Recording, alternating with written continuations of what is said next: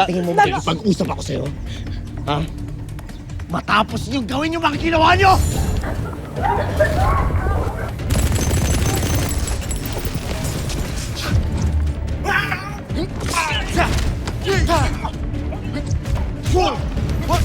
Tikman ninyo ang ganti ko!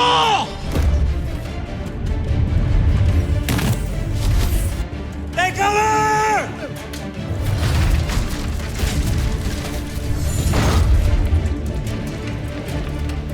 Bobo!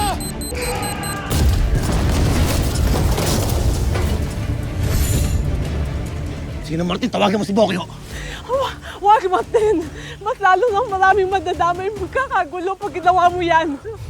Makikiusap ako, makinig lang kayo kay tatay. Nangako siya sa akin na wala siyang gagawing masama. Makinig lang kayo. Ines, yan na nga ba sinasabi ko eh. Napagaling ka lang ng ubtaw, napasunod ka na nila.